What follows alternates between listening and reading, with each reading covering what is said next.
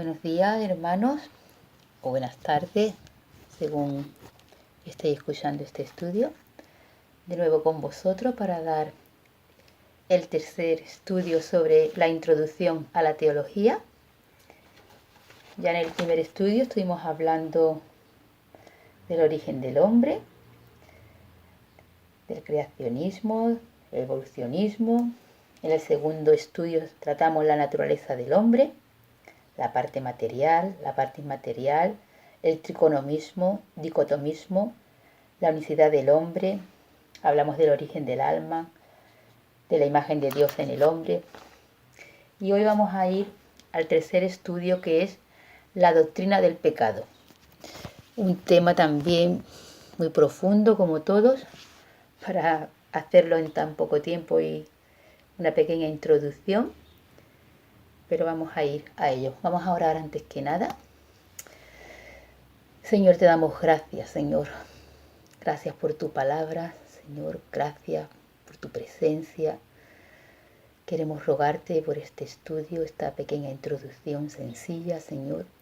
Que tú nos ayudes en tu palabra a comprender tus temas, Dios mío, tu voluntad. Y sobre todo, Señor, queremos conocer sobre el pecado. Te rogamos que todas las personas que están escuchando y a mí misma, tú nos ayudes, tú nos ilumines, Señor, y podamos darte a ti la gloria en todo momento. En el nombre de Jesús, Señor. Amén. Y amén. Pues bien, vamos a hablar sobre este tema tan importantísimo que es la doctrina del pecado. Casi todos los teólogos y filósofos han reconocido la presencia del pecado, frecuentemente llamado y vagamente el mal. Ya nadie usa la palabra pecado. Todos dicen que es un error, es una equivocación, pero después, encima de todo, nadie da una explicación suficiente de él. Vamos a ver qué dice la palabra sobre el pecado, hermano. La definición que tenemos dice que el pecado es cualquier transgresión o falta de conformidad con la ley y el carácter de Dios. Transgresión es quebrantar deliberadamente una ley de Dios. Es ir en contra de todo lo que no se debería de hacer. Hacer lo que uno no debe. Esto lo indican varios textos. No podemos leer como siempre todos los textos, pero podéis apuntarlo. Mateo 13:41 habla de iniquidad. Mateo 7:23 habla de hacedor de maldad. Pero vamos a ver un texto clave, que es en Primera de Juan 3:4, que dice, Primera de Juan 3:4, todo aquel que comete pecado infringe también la ley, pues el pecado es infracción de la ley. Así que este texto clave dice que el pecado es la infracción de la ley. También es falta de conformidad. Abarca una falta en nuestra naturaleza, tanto como en nuestra conducta. Los actos pecaminosos proceden de un principio o naturaleza que es pecado. Vamos a ir a Romanos 7, 8, 9. Romanos 7, 8, 9. Mas el pecado, tomando ocasión por el mandamiento, produjo en mí toda codicia. Porque sin la ley el pecado está muerto. Y yo sin la ley vivía en un tiempo. Pero venido el mandamiento, el pecado revivió y yo morí. No por pecar es el hombre pecador, sino por ser pecaminoso. El pecado es como un estado. No solamente es un acto, sino que nuestra naturaleza ya es pecaminosa de por sí. Aunque no cometa un pecado, mi inclinación es hacia el pecado, hacia el mal. Es un estado. Entonces, no son las circunstancias de la vida y las presiones lo que me hacen a mí ser así, sino que en esas situaciones, en esos momentos, lo que sale afuera es lo que hay en mi interior. Ante cualquier situación, lo que sale es mi pecado. Nada más que podemos observar a los bebés, que nadie les ha enseñado nada. Y cuando ya tienen movimientos y actos, si tú observas que un bebé le quita un juguete a otro, este hace así y le da con el juguete en la cabeza o le mete el dedo en el ojo. Son los actos que ya traemos de por sí, el mal. No tenemos que educar a los niños y ni enseñarles a hacer el mal. Ya lo traen. Lo que tenemos que estar siempre desde que nacen los niños es educándolos para hacer el bien. Porque ya traemos esa naturaleza. Así que el pecado es un estado. Otra definición es ir en contra de la ley de Dios. Como hemos visto en primera de Juan 3:4. Este texto describe al pecador como aquel que se niega a obedecer la ley. Puesto que se está en contra de la ley de Dios, existe la necesidad de ser redimidos. También es ir contra el carácter de Dios. La ley refleja el carácter de Dios. Por eso nosotros tendremos que dar cuentas al Creador. Aunque el pecado en su análisis final es contra Dios, no solamente se peca contra Dios, se peca contra el gobierno, Romanos 13 del 1 al 4, se peca contra los demás, Mateo 18:15, y contra uno mismo, Primera de Corintios 6:18. Vamos a ver un salmo donde habla de todo esto, que es el Salmo 51, versículo 4. Este salmo, que hace referencia al pecado que cometió David con Betsabé, dice así. Salmo 51:4. Contra ti solo he pecado, y he hecho lo malo delante de tus ojos, para que seas reconocido justo en tu palabra y tenido por puro en tu juicio. Aquí reconoce David que él pecó contra Dios, pero pecó también contra su propio pueblo, pues él era el rey, pecó contra Urías y pecó también contra Betsabé. Así que solamente no se peca contra Dios, sino se peca contra todo esto, hermano. Al no hacer lo que debo, no reflejo el carácter de Dios, porque también es la omisión del bien es pecado. Vamos a verlo en Santiago 4:17. Santiago 4:17 dice así.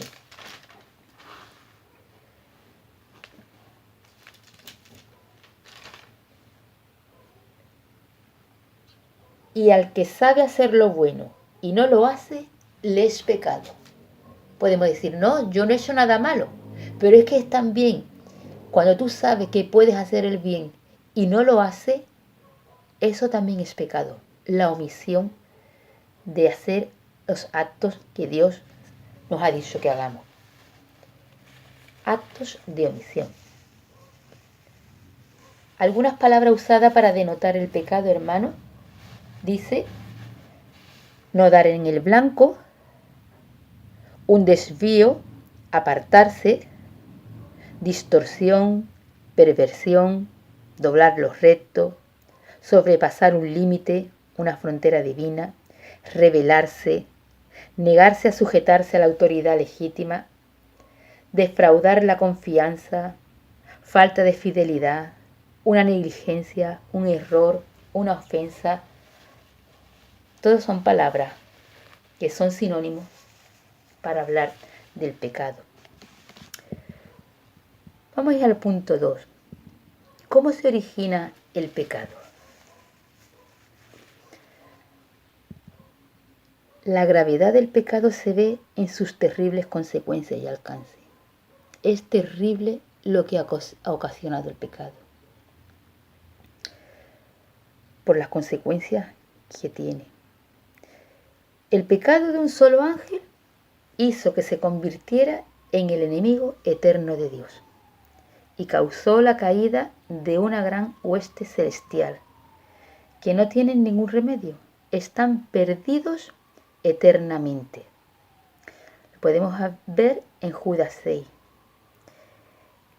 El pecado de un solo hombre hizo que toda la raza humana se convirtiese en algo culpable y depravado. El pecado es tan terrible que la única forma de quitar la mancha que deja en el hombre es a través de la muerte del Hijo de Dios en la cruz. Si no hubiera sido por la muerte de Jesucristo, que ya se lo veremos en el último estudio, podemos pensar, ¿cómo nosotros podríamos librarnos del pecado? ¿Quién nos pudiera ayudar? No hay nadie en el mundo, no hay institución, no hay religión, no podemos hacer nada. Si no hubiera sido por la muerte de Cristo, nadie ni nada nos podría salvar. A tal grado ha sido el pecado, a tal magnitud. El pecado hizo estragos y hace estragos. Y Dios no es el autor del pecado, porque Dios es santo, porque Dios odia el pecado, porque Dios nunca tienta a pecar, porque Dios castiga el pecado, sea tanto de parte de los ángeles, sea de parte de los hombres. Dios no es el autor del pecado. Podéis apuntar todos estos textos. Isaías 6, del 1 al 5, Salmo 34, 16, Santiago 1, 13, 1 Corintios 10, 13. ¿Dónde se originó el pecado? Pues el pecado se originó en el mundo angélico. Vamos a ver que el pecado ya existía antes de aquí de la tierra, antes de que fuera con Adán y Eva. Hubo un momento concreto en que ciertos ángeles se rebelaron. Judas 6, segunda de Pedro 2:4. Pero la Biblia no nos dice más al respecto. Si Dios no ha elegido revelarnos más en cuanto al origen del pecado, no debemos sorprendernos que no nos haya dado más detalle en cuanto a centrada en el pecado. Se habla muy poco de lo que ocurrió allí en el cielo, la rebelión que hubo. Vamos a ver dos textos clave, porque Satanás se describe como el líder de los seres angélicos caídos. Vamos a ir, estos textos sí los vamos a ver, a Isaías 14, del 12 al 17. Isaías 14, del 12 al 17. Esta es una profecía, hermano, contra un hombre concreto que fue el rey de Babilonia, Nabucodonosor. Pero estos versículos representan una doble referencia, refiriéndose no solo al rey de Babilonia, sino también a Satanás. Los textos más claros son el 13 y el 14. Así que Isaías 14,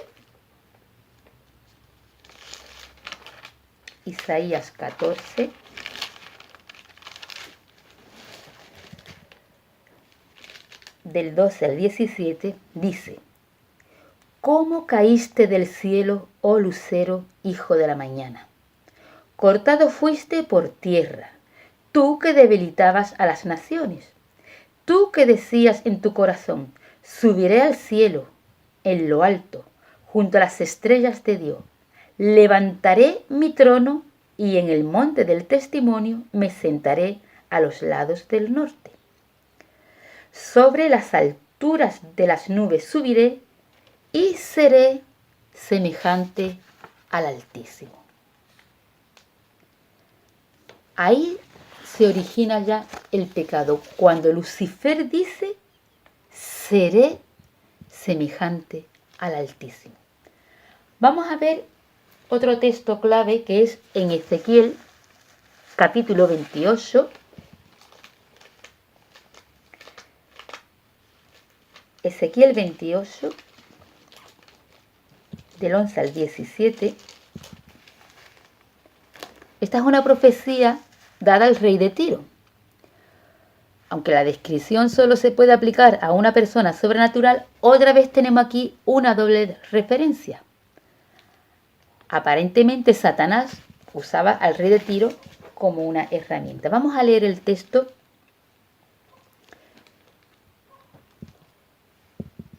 Dice así.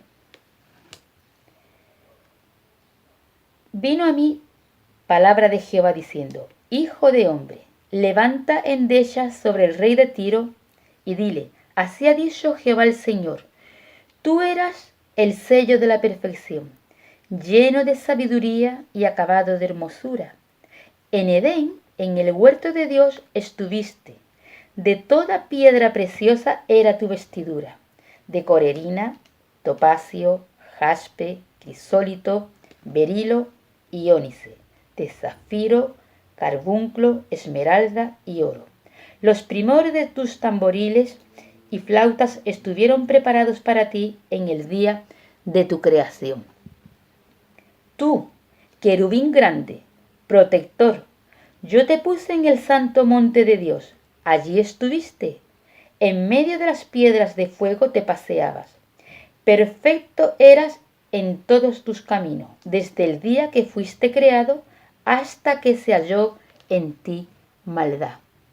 A causa de la multitud de tus contrataciones, fuiste lleno de iniquidad y pecaste. Por lo que yo te eché del monte de Dios y te arrojé de entre las piedras del fuego, oh querubín protector. Se enalteció tu corazón a causa de tu hermosura. Corrompiste tu sabiduría a causa de tu esplendor. Yo te arrojé por tierra delante de los reyes y te pondré para que miren en ti. Aquí vemos cómo Lucifer, allí mismo en el cielo, se origina el pecado. Fue arrojado y en ese mismo momento se convierte en enemigo de Dios. Y baja aquí a la tierra. ¿Y qué va a hacer? Pues ir a lo que más Dios quería. Viene a destruir al ser humano. Y vamos a ver la tentación de Adán y Eva. Y vamos a ver la astucia y la sutilidad de cómo Satanás emplea para la tentación. Nos vamos a ir a Génesis, capítulo 3, desde el versículo 1. Génesis 3. Y vamos a ver cómo empieza de esta manera sutil el diablo. Génesis 3, versículo 1. Dice, pero la serpiente era astuta, más que todos los animales del campo que Jehová Dios había hecho, la cual dijo a la mujer, ¿con que Dios os ha dicho, no comáis de todo árbol del huerto? Mirar cómo empieza, con estas palabras, ¿con que Dios ha dicho?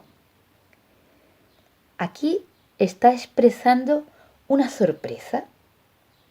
Naturalmente, esta actitud de sorpresa conlleva la duda de que Dios esté tratando con justicia al hombre, como si fuera algo injusto.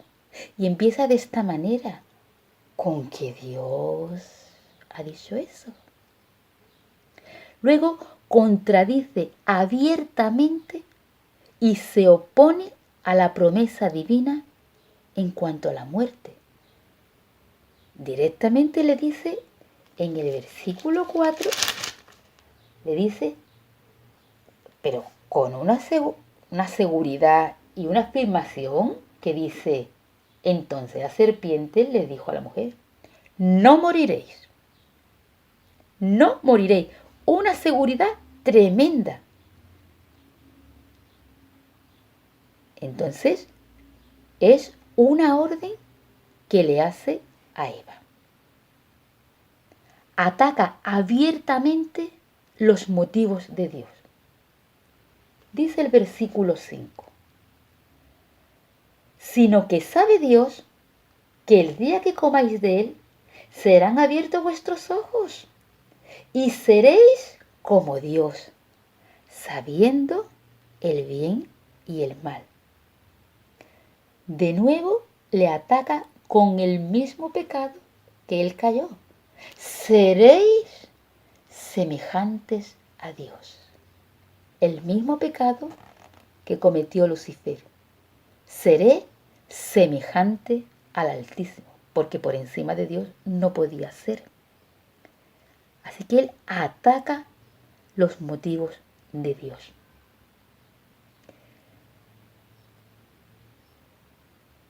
Por haber dictado tal prohibición, Satanás aquí está acusando a Dios de haber querido quitar el bien a los que andan en integridad. Porque Dios jamás va a hacer el mal a ninguna persona que ande en integridad. Y aquí él lo ataca directamente a Dios, Satanás. El principio es claro. Cuanto más se escuche a Satanás, más peligro hay. Cuanto más entremos en conversación, cuanto más entremos en reflexionar, cuanto más estemos dudando, es un peligro tremendo, que es lo que le pasó a Eva. Satanás le cuenta a Eva solamente la mitad de la verdad, como siempre. Porque le dice en el versículo 5 que serían abiertos sus ojos y seréis como Dios, pero no le dice el final de la desobediencia. Todo lo contrario a Dios. Dios advierte de las consecuencias del pecado. Ciertamente, el día que comáis de él, moriréis. Pero Satanás nunca va a decir el final de lo que le espera a las personas que cometan el pecado. Jamás. Él siempre contará la mitad. Nunca va a decir cuál va a ser el final y las consecuencias del pecado. Todo lo contrario de Dios, que sí que advierte. Satanás lo que está haciendo es apelar a los deseos naturales del hombre. Dice lo mismo. En el versículo 6 dice, y vio la mujer que el árbol era bueno para comer, que era agradable a los ojos y árbol codiciable para alcanzar la sabiduría. Y tomó de su fruto y comió, y dio también a su marido, el cual comió así como ella. ¿A qué apela Satanás? Cada persona tiene una cierta debilidad y tendencia hacia uno de los 3 pecados básicos que están mencionados en 1 de Juan, capítulo 2, del 15 al 17. Vamos a ir a este texto. Primera de Juan, capítulo 2,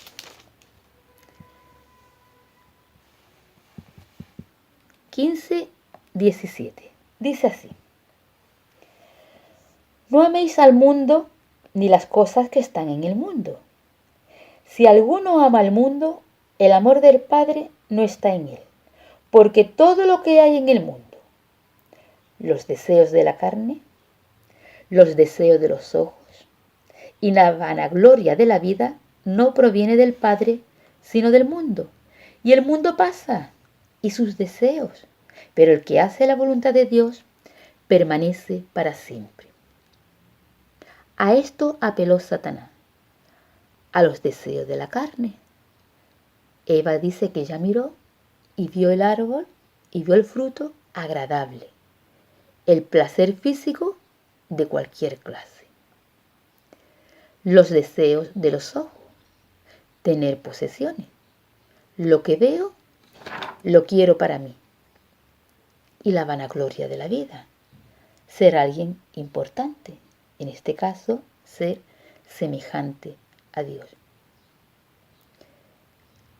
La tentación satánica puede resumirse de esta forma. Le hizo desear tener lo que Dios le había prohibido, saber lo que Dios no le había revelado y ser lo que Dios no había pretendido que fuese. ¡Qué sutileza! ¿Con qué manera tan sutil entró Satanás? Si Dios no quiere que tengamos algo, por algo será. Si Dios nos lo ha revelado, quedémonos sin saberlo. Y si Dios no quiere que seamos algo, por algo será. Pero ahí está la tentación de Satanás. Satanás hace que el pecado parezca bello y bonito.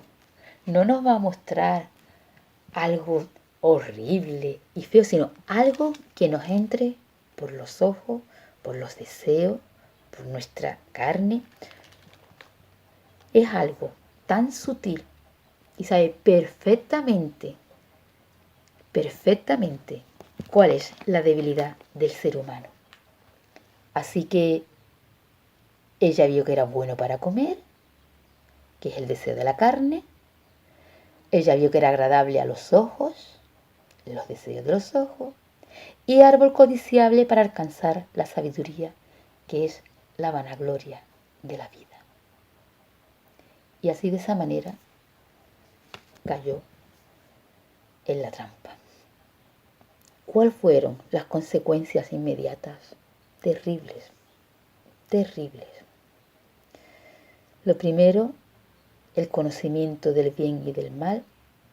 Ahora ya están abiertos sus ojos y entienden en su propia experiencia la diferencia entre lo bueno y lo malo. Y ya es demasiado tarde.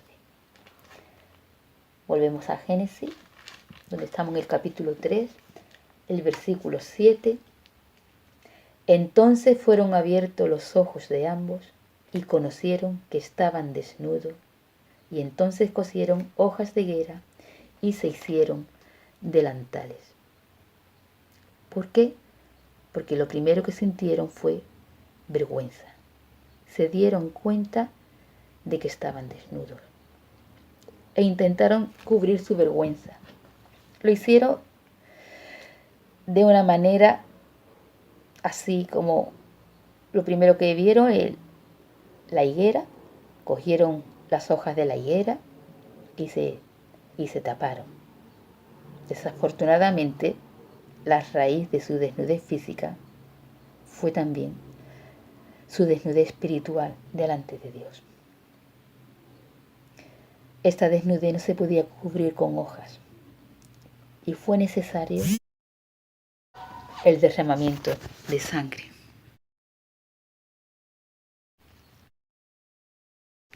Dice el versículo Dice el versículo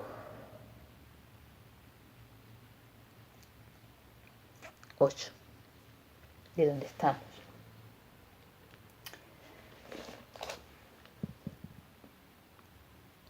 Vamos a ir a Hebreo 9:22.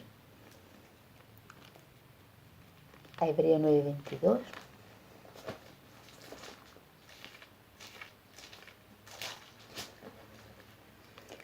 Dice así: y casi todo es purificado según la ley, con sangre, y sin derramamiento de sangre no se hace remisión. Lo primero que tuvo que hacer el Señor es cubrirlo con pieles de un animal. Y para esas pieles de animal tuvo que haber un sacrificio. Ese fue el primer sacrificio que hubo. Dios cambió las hojas de higuera por la piel de un animal. No se podía cubrir con las obras de los hombres. Lo primero también que hubo fue el temor. ¿Qué ocurrió después del pecado? Que ellos se escondieron de Dios. Veamos el versículo, seguimos en Génesis 3. Versículo 8 dice: y oyeron la voz de Jehová Dios que se paseaba en el huerto al aire del día, y el hombre y su mujer se escondieron de la presencia de Jehová Dios entre los árboles del huerto. Mas Jehová Dios llamó al hombre y le dijo: ¿dónde estás tú? Y él respondió: oí tu voz en el huerto y tuve miedo, porque estaba desnudo y me escondí. Trajo a su vida el temor, la vergüenza de estar siempre paseando con Dios al aire libre. Ahora se esconden, tienen temor, tienen vergüenza y encima se culpaban el uno al otro. Dice el versículo 12 y 13: el hombre respondió: la mujer que me diste por compañera me dio del árbol y yo comí. No solamente culpa a la mujer, sino que dice: la mujer que me diste. ¿Qué me diste? Por ejemplo, está diciéndole a Dios como si él hubiera sido el culpable de haberle dado la mujer que le dio. Y la mujer, ¿a quién culpa? La mujer culpa a la serpiente. Así que ninguno quiere tomar la responsabilidad del pecado sobre él. ¿Cuántas consecuencias trajo esto? ¿Cuánto horror? ¿Cuánto dolor? ¿Cuánto sufrimiento? Por ejemplo, la depravación, la corrupción. La depravación, que es la falta de justicia y santidad original y de afecto santo para con Dios. La corrupción de su naturaleza moral y su tendencia hacia lo malo. Dice Juan capítulo 8, 44: vosotros sois de vuestro padre el diablo. Terrible. Vamos a leer Efesios 2:3. Efesios 2:3.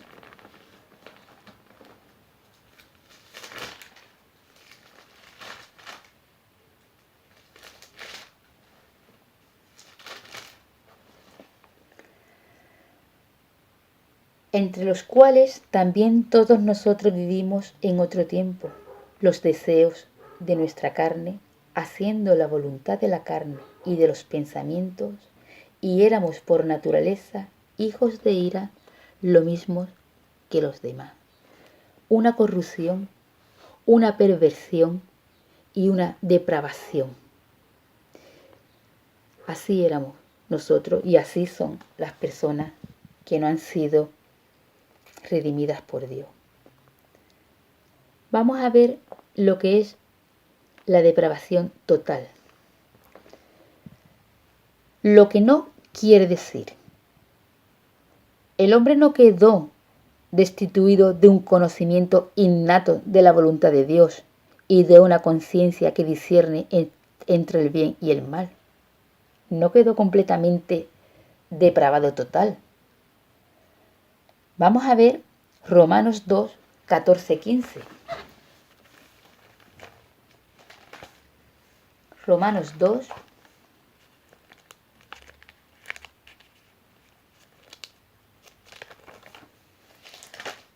14, 15 dice así: porque cuando los gentiles que no tienen ley hacen por naturaleza lo que es de la ley, estos, aunque no tengan ley, son ley para sí mismos, mostrando la obra de la ley escrita en sus corazones, dando testimonio su conciencia y acusándoles o defendiéndoles según su razonamiento. O sea, el hombre que no conoce a Dios no se puede excusar con que él no conoce el bien y el mal, porque Dios a todos nos ha puesto una conciencia, la cual te acusa cuando hacemos algo malo, sepas de Dios o no. Y eso es lo que va al hombre a decirle que está haciendo o bien o está haciendo mal. Hay dentro de nosotros ese conocimiento innato y esa conciencia que va discerniendo entre lo que hacemos, si es bueno o es malo.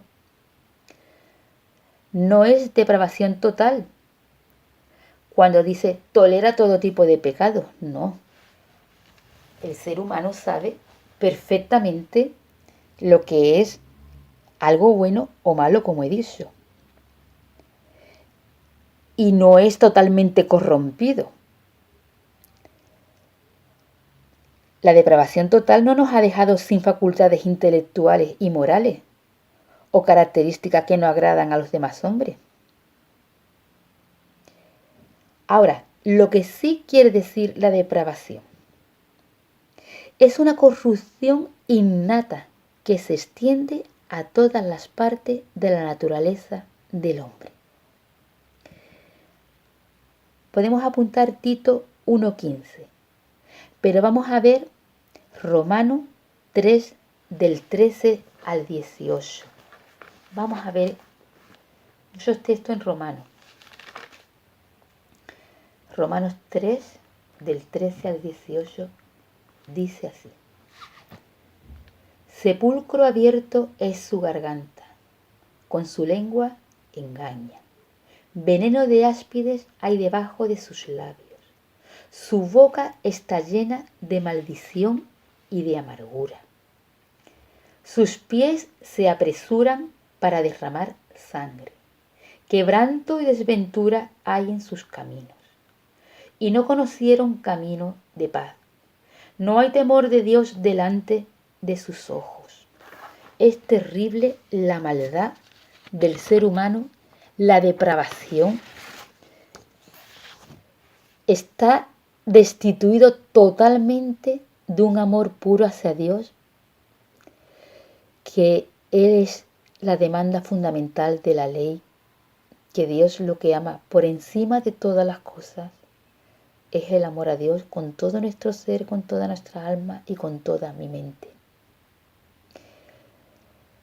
El ser humano tiene preferencia hacia sí mismo en vez de hacia Dios. Segunda de Timoteo 3:4, pero vamos a leer Romanos 1:25. Ya que cambiaron la verdad de Dios por la mentira, honrando y dando culto a las criaturas antes que al Creador, el cual es bendito por los siglos. Amén. El egoísmo, el amor hacia sí mismo, se ha convertido en enemigo de Dios. el hombre no puede ya por su propia voluntad cambiar su carácter y vida para que esté conforme a la ley de Dios. Siente una adversión contra Dios que le convierte en un enemigo activo. Efesios 4:18 y vamos a leer Gálatas 5:17 que dice así: porque el deseo de la carne es contra el espíritu y el del espíritu es contra la carne. Y estos se oponen entre sí para que no hagáis lo que quisierais. Es esa lucha interna, es esa guerra. Se constituyó Dios en enemigo del ser humano. Y esta depravación es universal. Hay declaraciones bíblicas sobre la necesidad del arrepentimiento, la regeneración, ya que esto implica la condenación sobre todo aquel que rechaza a Cristo. Vamos a ver Juan 3:18, apuntar primera de Juan 5:19, Romanos 3:10. Hay muchos versículos, pero vamos a leer Juan 3:16, que es de sobra conocido, porque de tal manera amó Dios al mundo que ha dado a su Hijo unigénito, para que todo aquel que crea en Él no se pierda, mas tenga la vida eterna. Y Romanos 3:20 dice así: ya que por las obras de la ley ningún ser humano será justificado delante de Él, porque por medio de la ley es el conocimiento del pecado. Y como está escrito, he leído el 20, pero es Romanos 3:10 que dice: como está escrito, no hay justo ni aún uno. Es la depravación universal. Todos los seres humanos están destituidos de la gloria de Dios. Todos. No hay ni uno bueno. Todos necesitamos la salvación. Porque hay un castigo, como es natural. El castigo, que mientras que la depravación y la culpabilidad están sobre el hombre, ahora el castigo del pecado en su totalidad es todavía futuro. Pero no obstante, las consecuencias actuales de ese castigo son el sufrimiento. Aunque la paga del pecado es la muerte y la vida eterna apartada de Dios, aún aquí en esta vida el pecado trae sufrimiento. No solamente para la persona que peca, sino que hay pecados que alcanzan a todos los que están a nuestro alrededor. No solamente se peca contra sí mismo, sino que las consecuencias la paga uno mismo, su familia, la sociedad y todos tus allegados. Es terrible el sufrimiento. También la maldición cayó sobre el medio ambiente, que también afecta al hombre. La tierra quedó maldita y toda la creación gime esperando la redención. Vamos a ver en Génesis 3,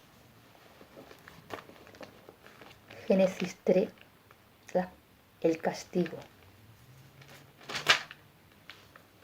Génesis 3:14.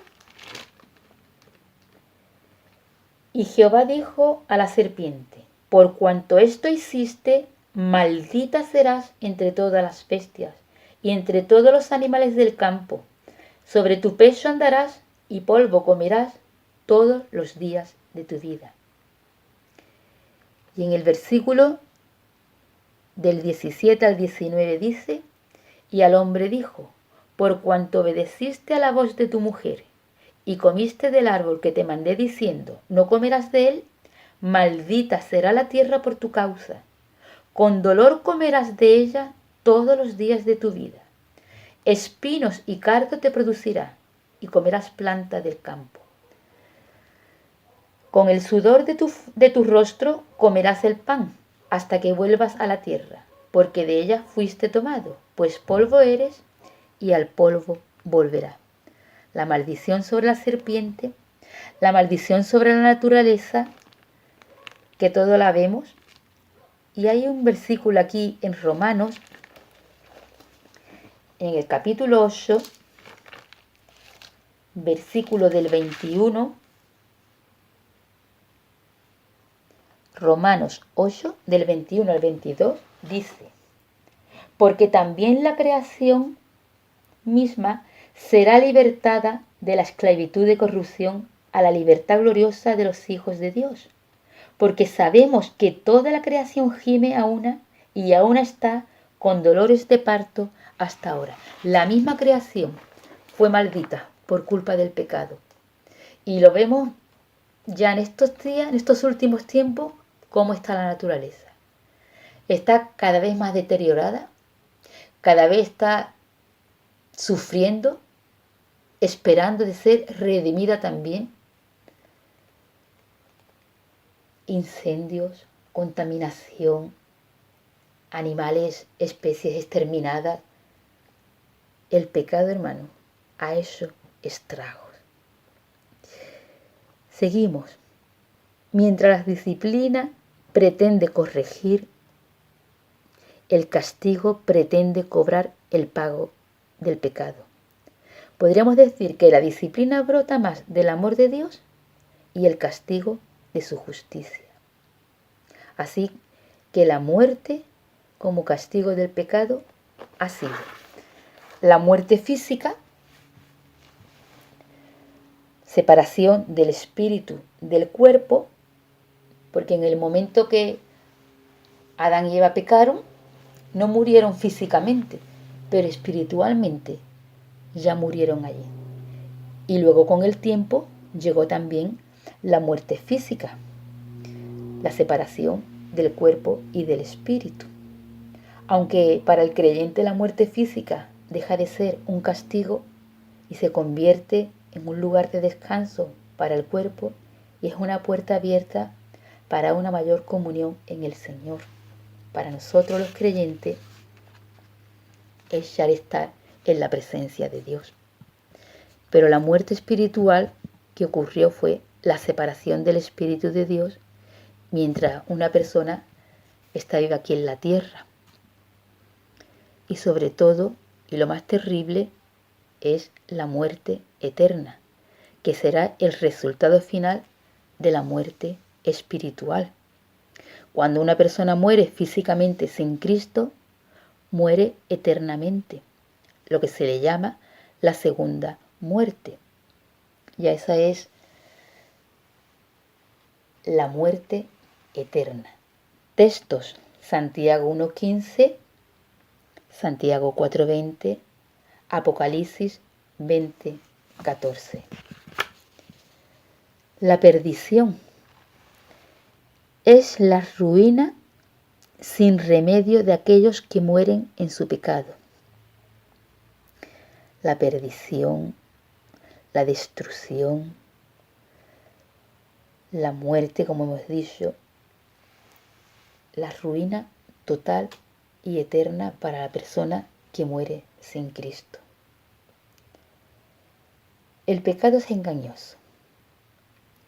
El pago que promete es la vida, es el placer, es la ganancia, pero realmente el pago es la muerte, como dice Romanos 6:23.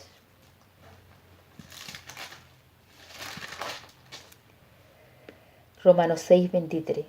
Porque la paga del pecado es muerte, mas la dádiva de Dios es vida eterna en Cristo Jesús, Señor nuestro. Qué terrible, hermano. Mientras que el pecado te engaña y te promete tantas mentiras, tantos sucedáneos que te da la vida, su fin es la muerte eterna. Pero el Señor dice que en nosotros la paga del pecado es la muerte, se paga con la muerte, pero hay un regalo de parte de Dios, que es la vida eterna en Cristo Jesús, Señor nuestro. Estamos terminando, voy más rapidito, porque ya para la semana que viene veremos la solución. Para terminar vamos a ver los problemas que generó, la caída. Problemas teológicos,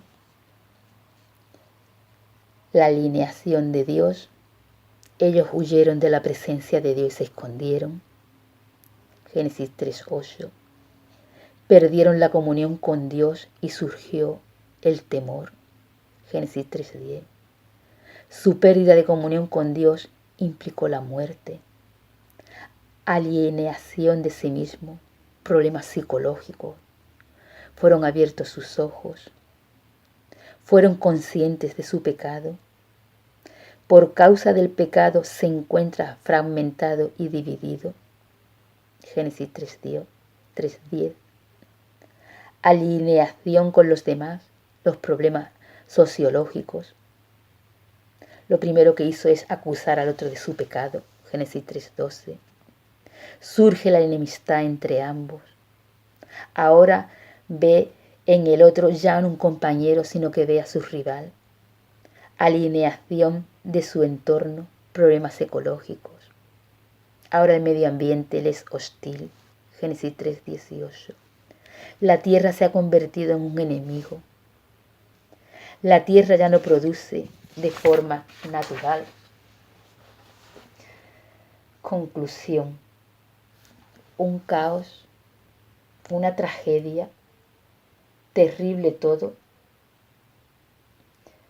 Y ahora, si todos los hombres son pecadores, ¿cómo podremos dar razón de esta situación?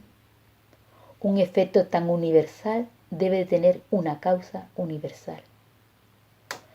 Así que las Escrituras nos han enseñado que el pecado de Adán y Eva constituyó pecadores a todos sus descendientes. Romanos 5:19 lo explica muy bien. Porque así como por la desobediencia de un hombre, Adán, los muchos fueron constituidos pecadores. Es decir, el pecado de Adán fue imputado, contado o cargado a cada miembro de la raza. Es por el pecado de Adán que nosotros llegamos a este mundo con una naturaleza pecadora y bajo la condenación de Dios. Así, hermanos, que terminamos el estudio de hoy con esta tragedia tan terrible que originó el pecado de Adán y Eva. Que el Señor nos bendiga en este día.